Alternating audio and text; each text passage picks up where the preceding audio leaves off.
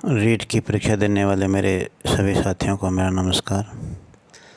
मैं आपका जगवीर गुरुजी। रीट की परीक्षा में अंग्रेजी के प्रश्न पत्र में फ्रेमिंग क्वेश्चन से संबंधित कुछ प्रश्न आते हैं, तो उसी से संबंधित मैं तीसरी वीडियो लेके आ रहा हूँ।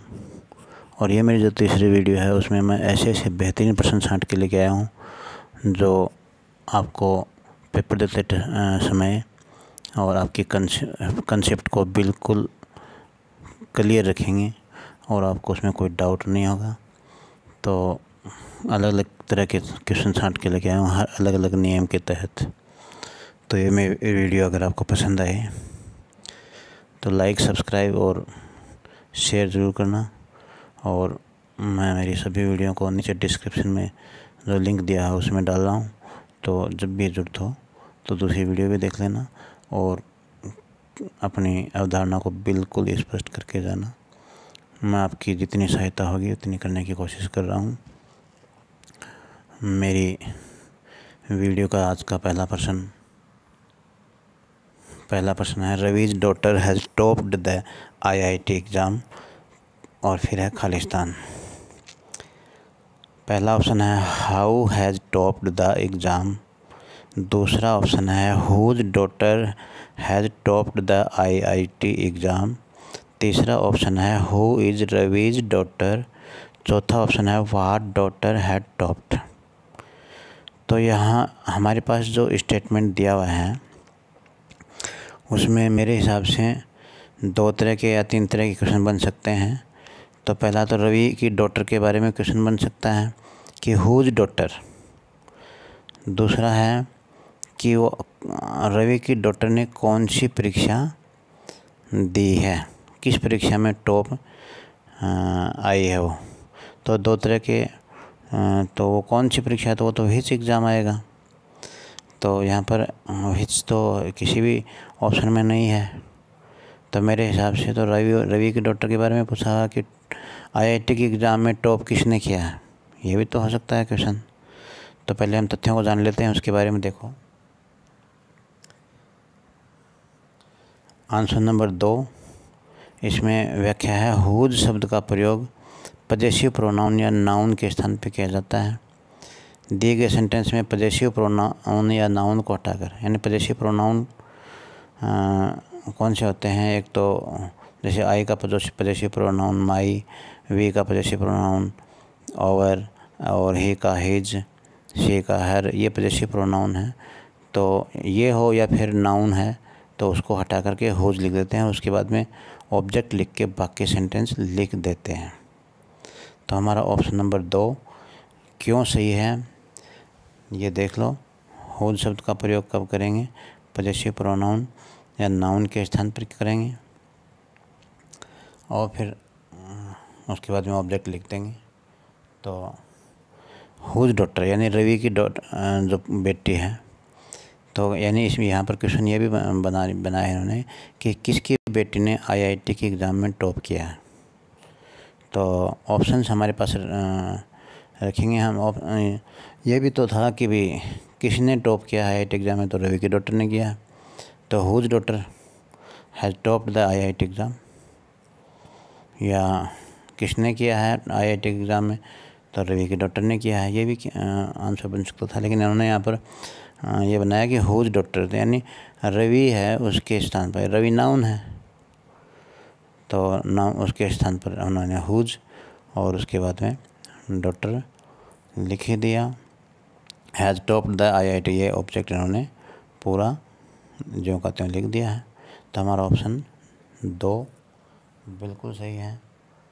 तो यह मैंने आपको पहले बताया भी था कि हुज के बाद में ऑब्जेक्ट लिख के बाकी सेंटेंस लिख देंगे। तो यहाँ पर फिर से देख लो एक बार, किसकी डॉटर IIT की टॉप एग्ज़ाम में टॉप आई है, रवि की डॉटर। तो रवि के स्थान पर हुज आ जाएगा, ठीक है। दूसरा प्रश्न है the Taj Mahal was built by Shahjahan.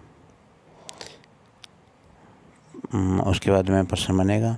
तो पहला ऑप्शन है Taj Mahal was built by home. दूसरा ऑप्शन है by who was the Taj Mahal built, और तीसरा ऑप्शन है by home was the Taj Mahal built.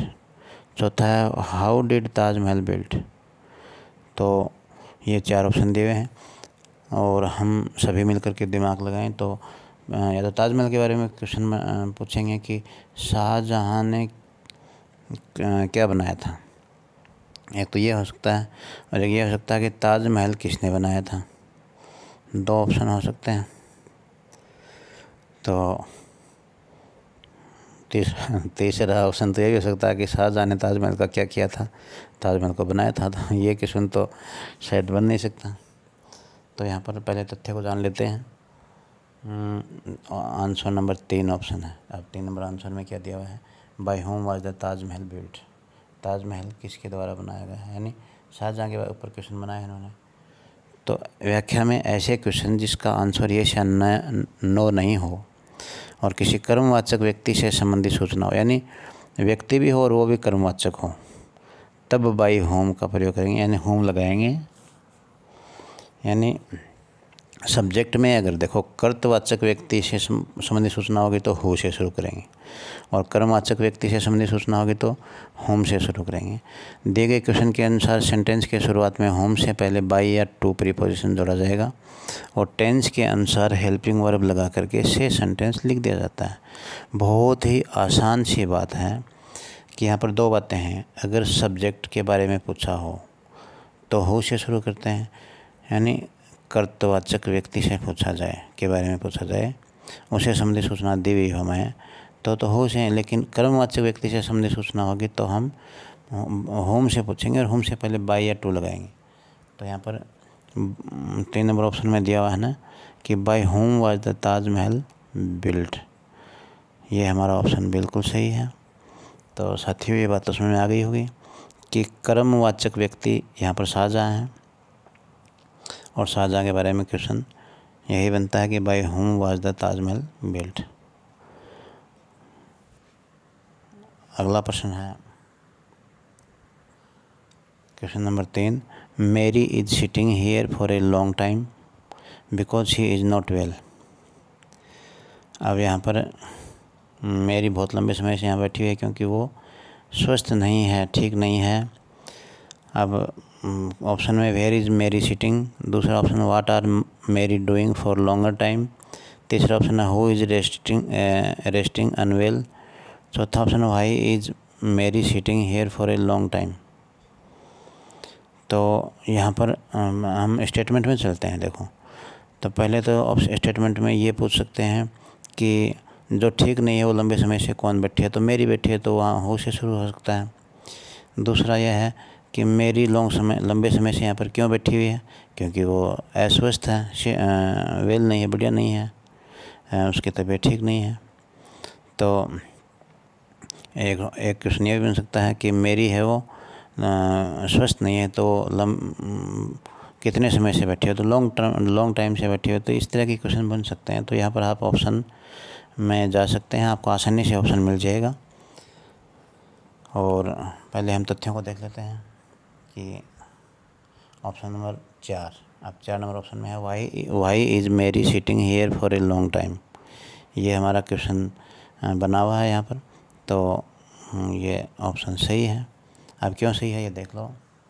व्याख्या में देख लेते हैं कि क्वेश्चंस जिसका आंसर येस या नो नहीं होकर किसी कारण से संबंधित सूचना हो, यानी कारण से संबंधित सूचना दी हुई हो अगर सेंटेंस में, तो वाई का उपयोग किया जाता है। दिए गए क्वेश्चन के अनुसार सेंटेंस में मेरी के बैठने का कारण बताया गया कि वो क्यों बैठी है, क्योंकि वो अनवेल है, वो स्वस्थ नहीं है, इसीलिए क्वेश्चन के प्रारंभ में वाई लिखकर हेल्पिंग वर्ब जोड़ दी गई है। तो वाई क्यों लिखा गया, क्योंकि कारण पूछा गया है।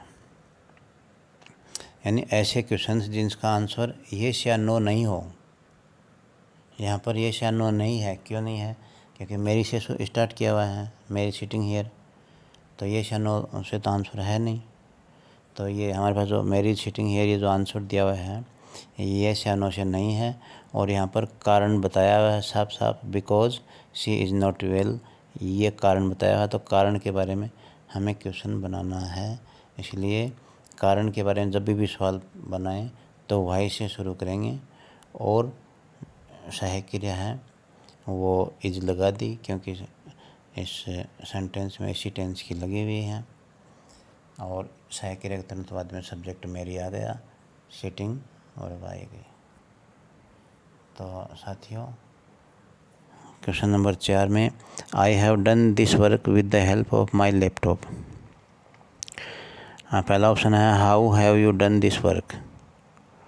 दूसरा ऑप्शन है how often have you done this work, यानी ये वर्क कितनी बार किया गया है। तीसरा है हु है doing this work on laptop, laptop पर कौन काम कर रहा है। चौथा ऑप्शन है why have you done that work, आपने ये काम क्यों किया है।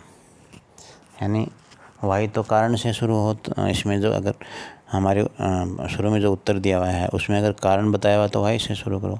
अगर व्यक्ति के बारे में सूचना दी हुई तो हु से शुरू करो। तरीके से है तो हाउ से, और फ्रीक्वेंसी है तो हाउ ऑफन के बारे में।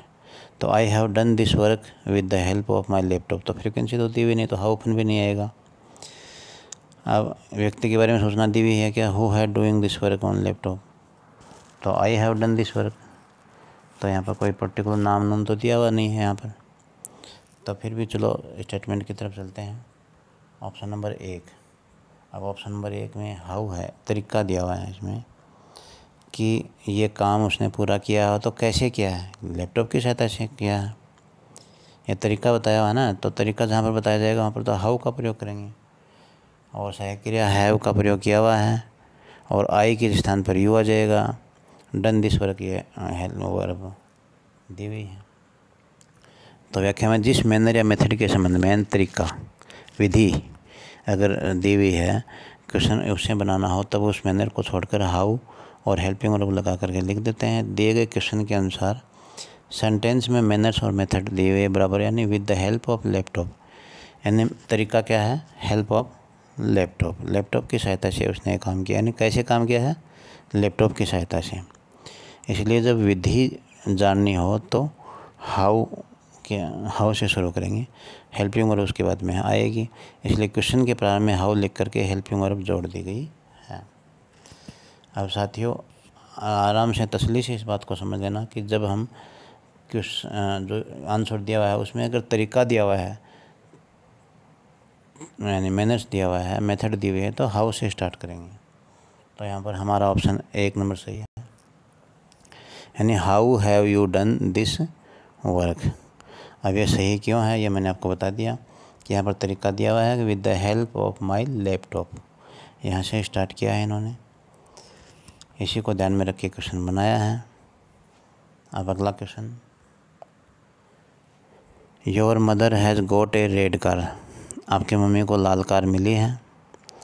अब स्टेटमेंट पॉजिटिव है तो क्वेश्चन टेक नेगेटिव बनेगा, तो नेगेटिव में बनेगा। सहायक क्रिया इसमें हैज़ दी हुई है तो हैज़ से स्टार्ट होगा, ये भी सही है। और बाकी की चीज़ मैं आपको तथ्यों की ओर लेके चलूँगा, तब समझ में आएगी आपके। आंसर 2 नंबर ऑप्शन दिया है। अब 2 नंबर ऑप्शन में तो हैज़ नॉट से दिया हुआ है, तो हैज़ तो सहायक क्रिया से ले लिया, नॉट इसलिए लगाया है क्योंकि स्टेटमेंट यानी हमारा उत्तर हमारा पॉजिटिव स्टेटमेंट में है, तो यहाँ पर नेगेटिव लगेगा। और योर मदर की जगह है प्रोनाउन लगाएंगे शी, क्योंकि योर मदर है वो स्त्रीलिंग है, फेमिनाइन है, इसीलिए फेमिनाइन में शी आएगा। और जब सेंटेंस में वर्ब हैज़ हैव का मतलब पजेस प्राप्त करना होता है, तब डू या has have plus not plus he she और इट, यानी ये प्रोनाउन का प्रयोग क्वेश्चन टैग में किया जाता है। दिए गए सेंटेंस में हैज़ का उपयोग किया गया है, इसलिए क्वेश्चन टैग में हैज़ नॉट शी लिखा गया। अब शी क्यों लिखा गया, क्योंकि योर मदर के स्थान पर जो प्रोनाउन आएगा वो तो शी आएगा, क्यों, फेमिनाइन हो योर मदर। नॉट इसलिए आएगा क्योंकि उत्तर दिया हुआ है पॉजिटिव स्टेटमेंट में दिया हुआ है। तो यहाँ पर हमारे पास आंसर हैज़ नॉट शी आएगा। ठीक है दोस्तों, ये 2 नंबर ऑप्शन हमारा बिल्कुल सही है। और अगर कोई बात मेरी समझ में नहीं है, अटपटे लगे, तो कमेंट बॉक्स में ज़रूर बताया करो। अगला क्वेश्चन है ही लाइक्स ड्राइंग, उसको चित्रकला बहुत पसंद है। फिर क्वेश्चन पूछा जाएगा तो स्टेटमेंट तो पॉजिटिव है। तो मेरे हिसाब से आप अंदाज़ा लगा लो कि जब क्वेश्चन टैग बनेगा तो नोट में बनेगा। सहायक क्रिया सेंटेंस का जो टेंस है उसी के अकॉर्डिंग लगेगी, और उसके बाद में प्रोनाउन। अगर आंसर में नाउन दिया हुआ है तो यहाँ पर नाउन को में लेते और उसका प्रोनाउन भी यूज में ले सकते हैं। तो क्वेश्चन टैग में जब हम प्रोनाउन काम में लेंगे तो ही आएगा। यहाँ पे क्वेश्चन टैग में हम प्रोनाउन काम में लेंगे ही, और सहायक क्रिया मेरे हिसाब से आप टेंस जानते हो। तो लाइक्स प्रेजेंट इंडेफिनिट का है तो डू या डज आता है, तो एक वचन ही है तो डज आएगा। तो मेरे हिसाब से आपको ऑप्शन जो 4 दिए हुए हैं, does not he, can he, would not he, none of the above, इनमें से आपको अंदाज़ा हो गया होगा। फिर भी देख लेते हैं हम स्टेटमेंट को देखेंगे। जब सेंटेंस में हेल्पिंग वर्ब नहीं हो तो क्वेश्चन टैग बनाते समय सब्जेक्ट के अनुसार हेल्पिंग वर्ब डू, डज और डिड लेकर क्वेश्चन टैग बनाते हैं। क्योंकि डू डज तो प्रेजेंट इंडेफिनिट होगा तो, और पास्ट इंडेफिनिट होगा तो डिड लगेगी। दिए गए सेंटेंस में हेल्पिंग वर्ब नहीं है और वर्ब की फर्स्ट फॉर्म के साथ में एस या एस लाइक का प्रयोग किया गया है, नहीं लाइक एस लगा रखा है, इसलिए क्वेश्चन टैग में डज का प्रयोग करेंगे।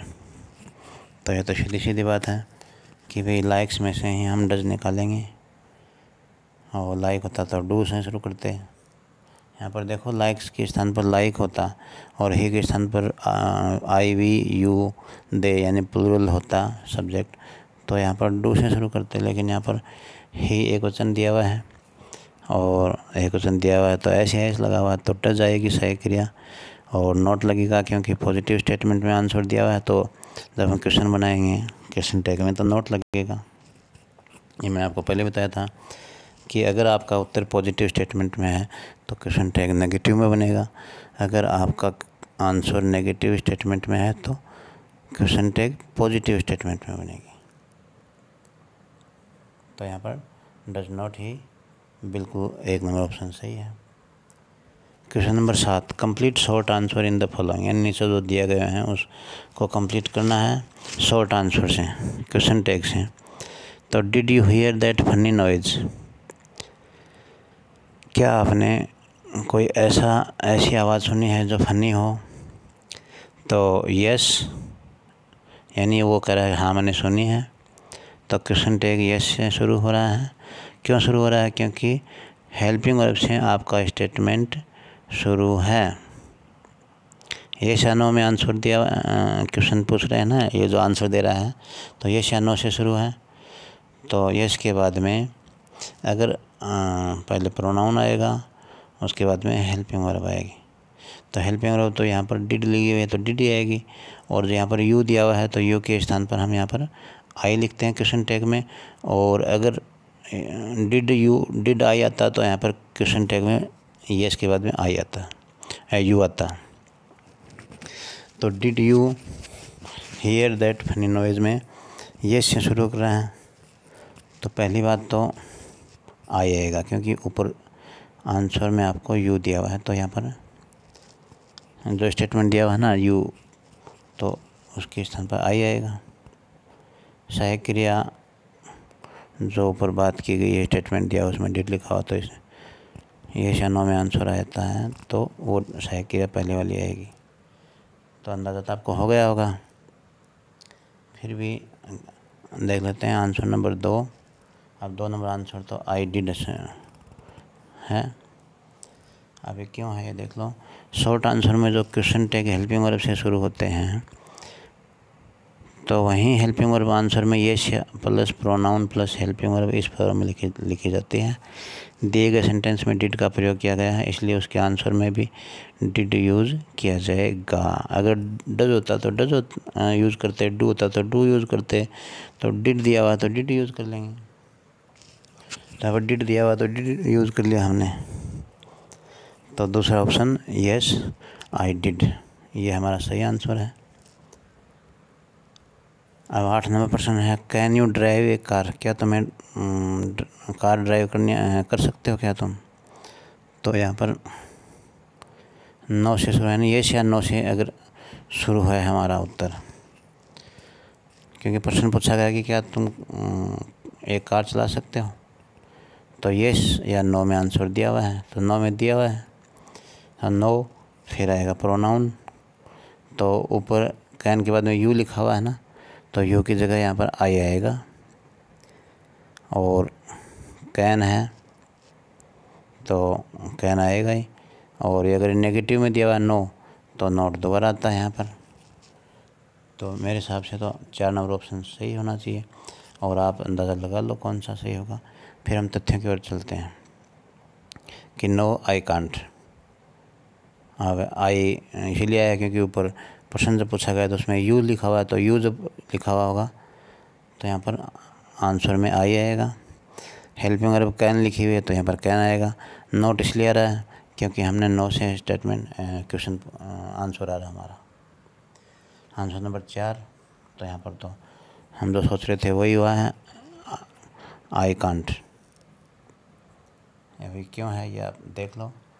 शॉर्ट आंसर में जो क्वेश्चन हेल्पिंग वर्ब से शुरू होते हैं वहीं हेल्पिंग वर्ब आंसर में no plus pronoun plus helping verb plus not, ये नोट दोबारा आ रहा है, तो नो से शुरू होगा तो नोट दोबारा आएगा। कब आएगा? प्रोनाउन और हेल्पिंग वर्ब के बाद। इस फॉर्म में लिखी जाती है, दिए गए सेंटेंस में कैन का प्रयोग किया गया है, और आंसर नेगेटिव फॉर्म है इसलिए उसके आंसर में कैन नॉट यूज़ किया जाएगा। तो साथियों, और अगला वीडियो आएगा उससे पहले मैं आपको बता दूं कि मैंने लगभग फ्रेमिंग क्वेश्चन के ज़्यादातर क्वेश्चन बता दिए हैं आपको, और मेरी वीडियो आपको ज़रूर पसंद आई होगी।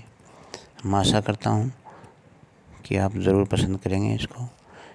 अगर कहीं आपको अच्छा लगे तो पॉजिटिव रिस्पांस, कहीं कमी लगे तो आपका साथी हूँ, आपकी हेल्प करने की कोशिश कर रहा हूँ। आप मुझे कमेंट बॉक्स में ज़रूर बताएं, और लाइक करें वीडियो को, सब्सक्राइब करना और शेयर करना, और नीचे डिस्क्रिप्शन में लिंक दिया हुआ है, उसमें आप मेरी अन्य वीडियो ज़रूर देखना। जय हिंद दोस्तों, आपका जगवीर मनीठिया, आपके गुरुजी हमेशा आपके साथ में बने रहेंगे, और इसलिए बने रहेंगे क्योंकि रीट की परीक्षा में मैं आपकी सफलता के लिए आपकी जितनी सहायता होगी वो करने की कोशिश करूँगा। जय हिंद।